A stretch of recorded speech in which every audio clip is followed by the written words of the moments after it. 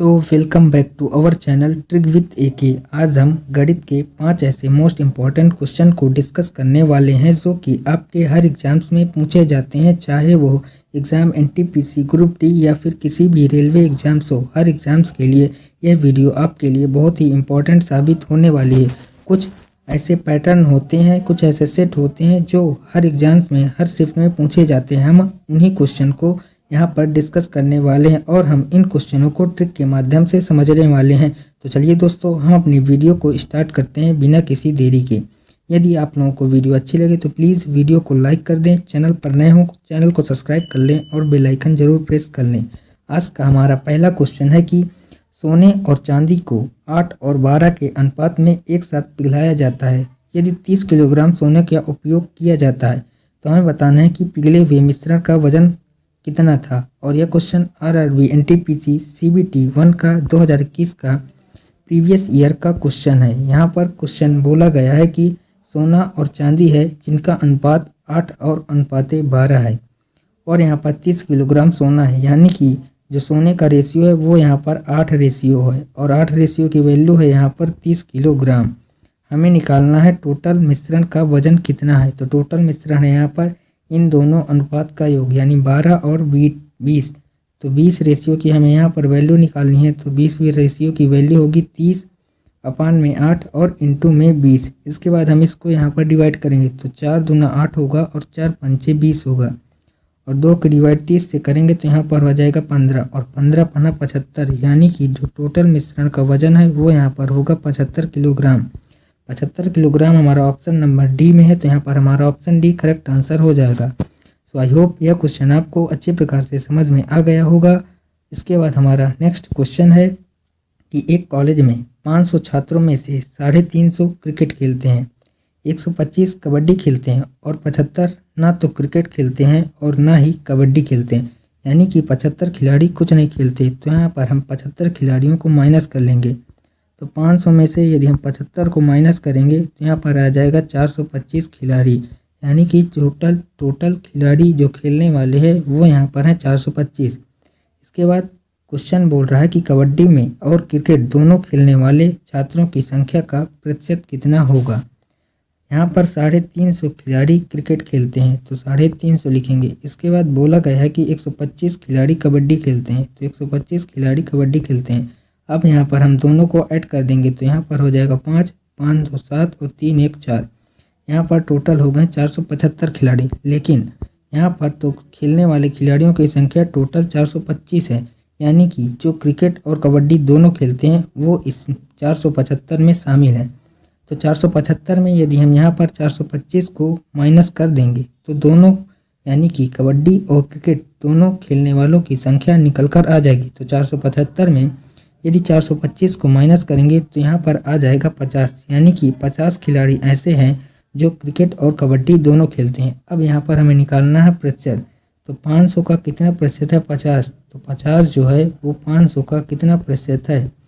यहाँ पर इन 2 जीरो से 2 जीरो कैंसिल और 5 धाम 50, यानी जो 50 है वो 500 का 10% है। तो यहाँ पर हमारा 10% बिल्कुल से करेक्ट आंसर हो जाएगा, जो कि हमारा यहाँ पर ऑप्शन नंबर डी में है। सो आई होप यह क्वेश्चन भी आपको अच्छी प्रकार से समझ में आ गया होगा और ऐसे क्वेश्चन आप एग्जाम्स में कर लेंगे। इसके बाद हमारा नेक्स्ट क्वेश्चन है कि वह बड़ी से बड़ी संख्या ज्ञात करें जो 81, 171 और 431 को विभाजित करने पर हम हर मामले में एक समान शेषफल देती है। तो इसके लिए एक ट्रिक होती है। ट्रिक यह है कि संख्या है 81, 171 और यहाँ पर 431।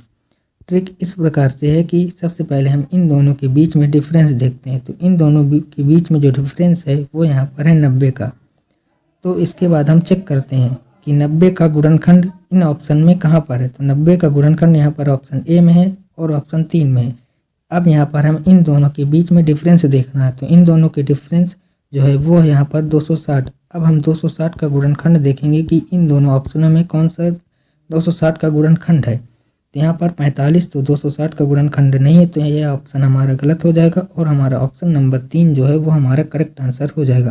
सो आई होप यह क्वेश्चन भी आपको अच्छे प्रकार से समझ में आ गया होगा। इसके बाद हमारा नेक्स्ट क्वेश्चन है कि यदि यह संख्या जो है वो 11 से विभाज्य है, जहाँ पर y एक अंक है। तो यहाँ पर हम बताने हैं y का मान क्या होता है।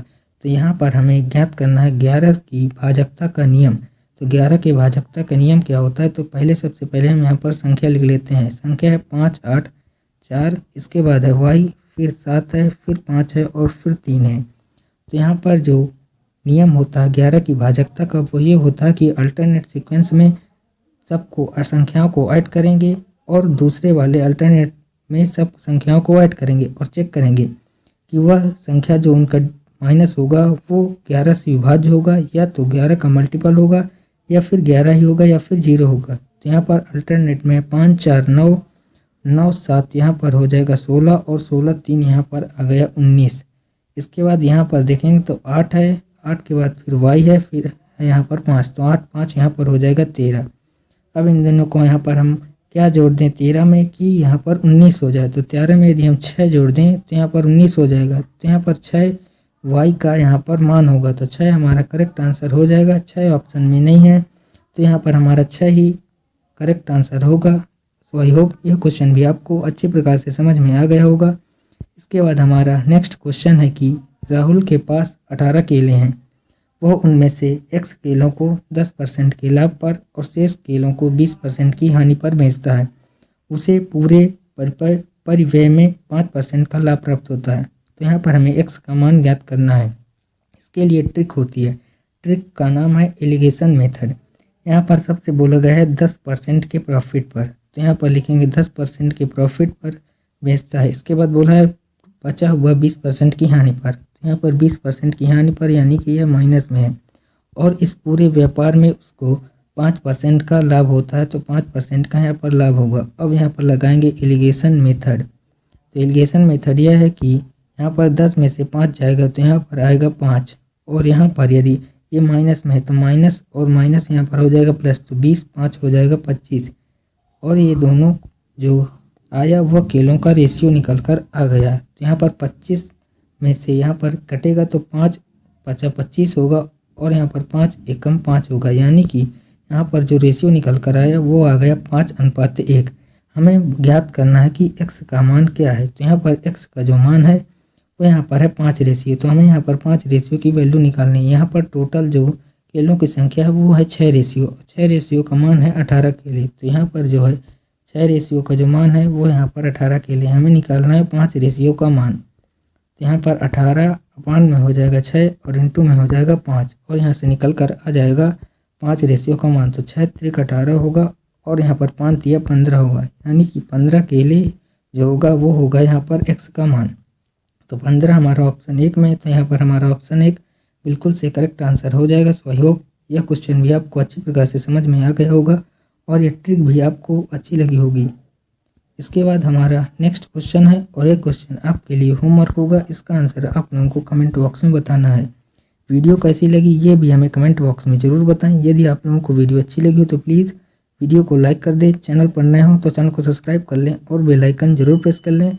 आज के लिए इतना ही, मिलते हैं इसके नेक्स्ट वीडियो में। तब तक के लिए जय हिंद, वंदे मातरम।